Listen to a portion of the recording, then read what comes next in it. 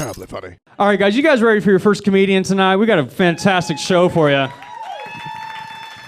Give it from my friend ears, Mr. Joel Elliott, everybody. Joel.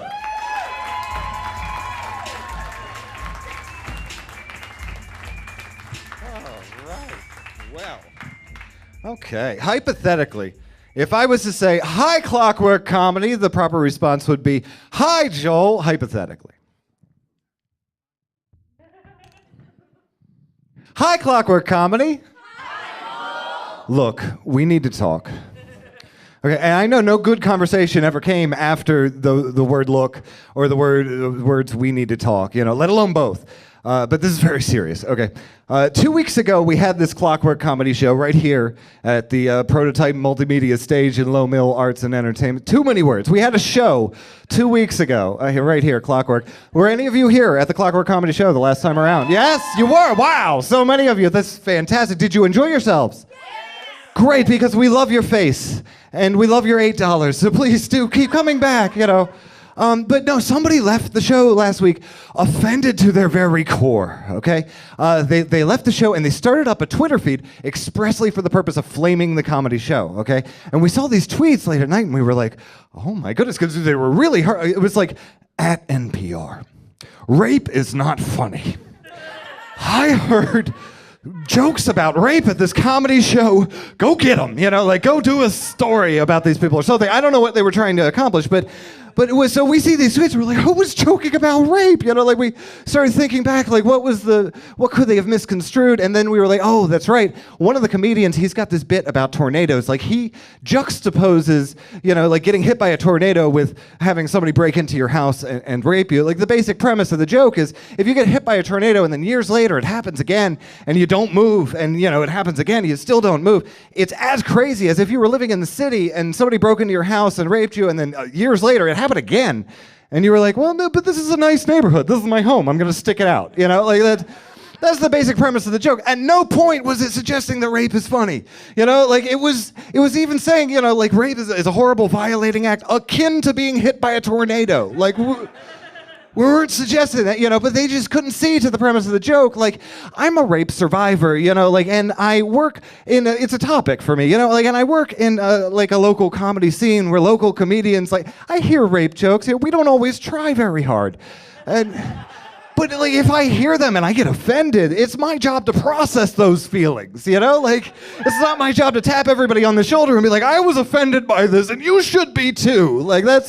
That's not how being a responsible adult works, is it? I'm not an authority on that, but I think, And so, okay, to give you, if you distill it, what this person did is, it would be like if I said, why did the chicken cross the road?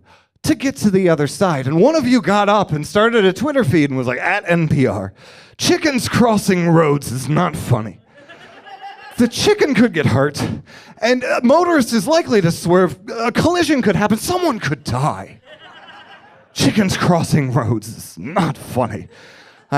So when this incident happened, I was like, well, I have to do a set at the next show. What do I do? Do I sanitize things? Do I just do jokes about puppies and that time that I peed on the cat or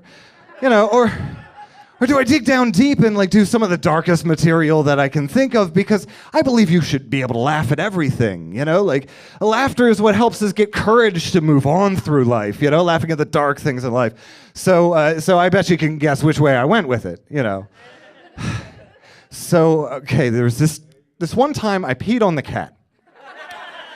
No, I decided to go down, dark because, okay, years ago, I was in high school, freshman in high school, and it was a fundamentalist Baptist school, really fundamental. Only 25 of us graduated because number 26 got number 27 pregnant.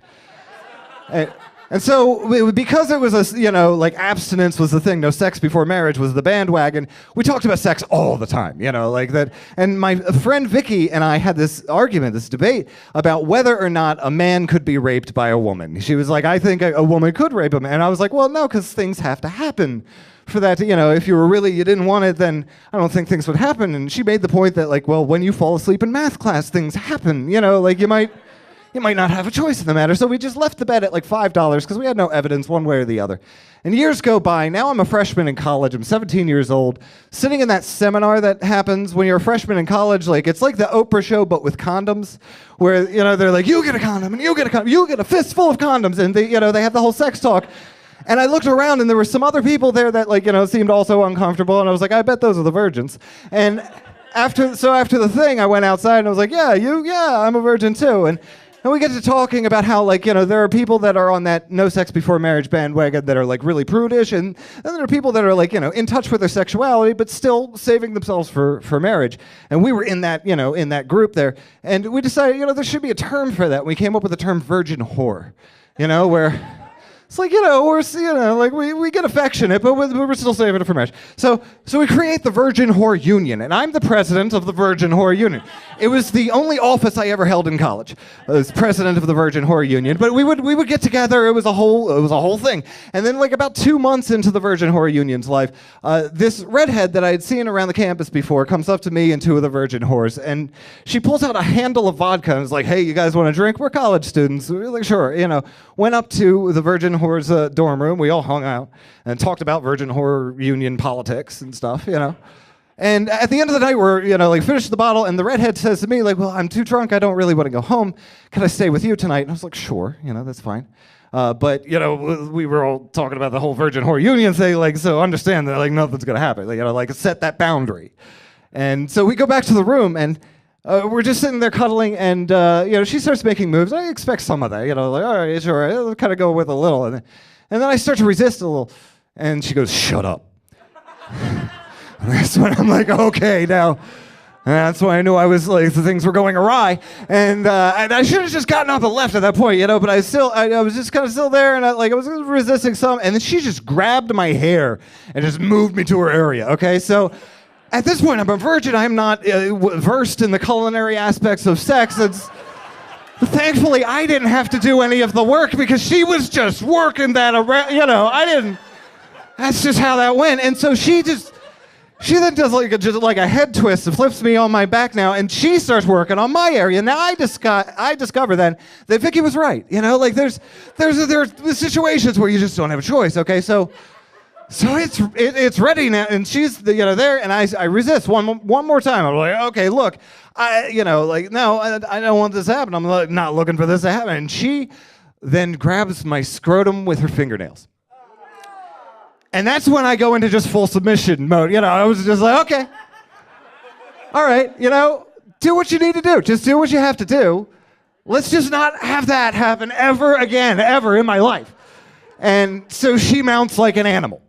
And now she's, so now it's happening, and I'm like, oh, okay, I'm not a virgin anymore. I was not intending to. As a matter of fact, I think I was pretty explicit about not wanting this. Okay, so it is happening now, and I do the only thing that I can do to empower myself.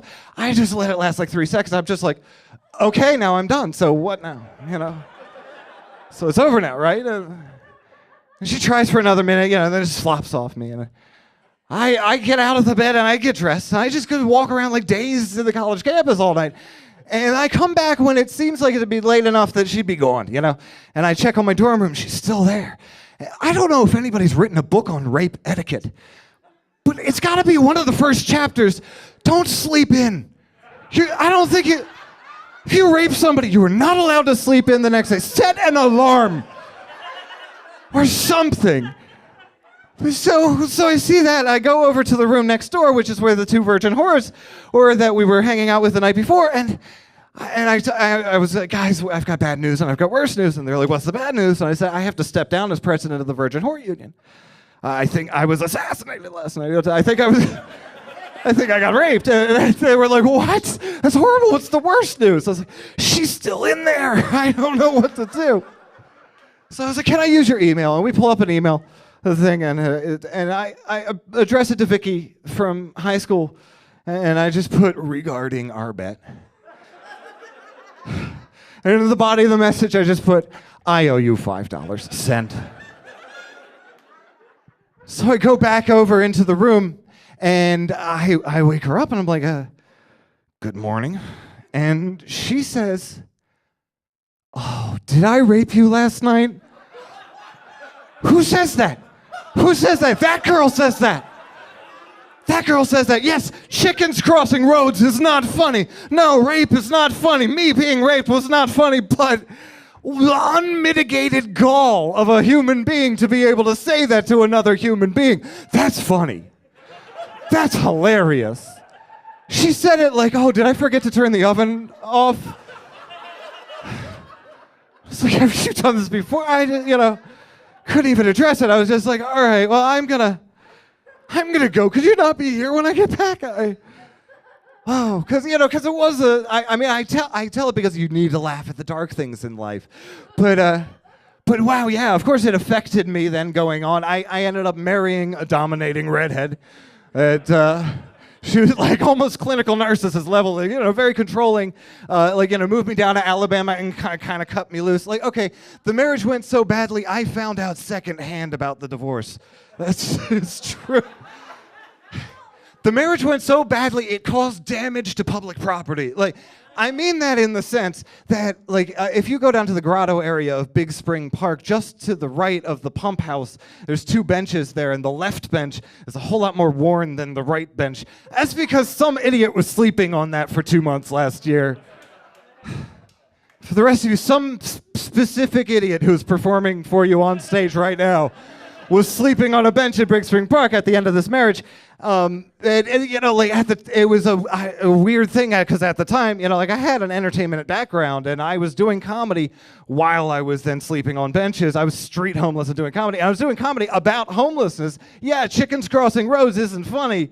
I know 500,000 Americans experience it on any given night, but it turns out that if you look at everything, even the darkest things, in the right perspective, you can find humor there. It helped me get through that. The comedy scene, gave me the networking to get on my feet again. It's a weird thing because now that I am on my feet, people are still like, yeah, do you remember when Joel was homeless and doing comedy? That was really fun. I really miss homeless comedy Joel. Where's homeless Joel?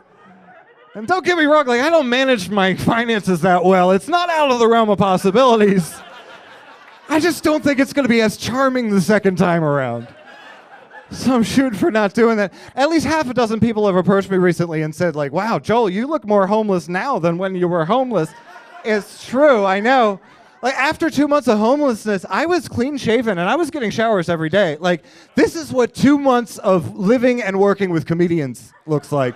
This isn't the face of homelessness. This is the face of comedy.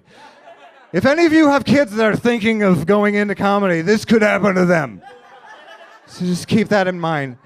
I know, comedy comes from a dark place, chickens crossing roads is not funny, but we find the funny there. Keep in mind, with all the other comedians come up tonight, that the years of bad decisions that came, that had to take place for them to be here on this stage performing for you guys tonight. Yes, Chickens Crossing Roads. Chickens Crossing Roads is funny if you look at things with the right perspective. And thank you for coming with me to the other side. Give it up for Joel Elliott, everybody. Joel Elliott.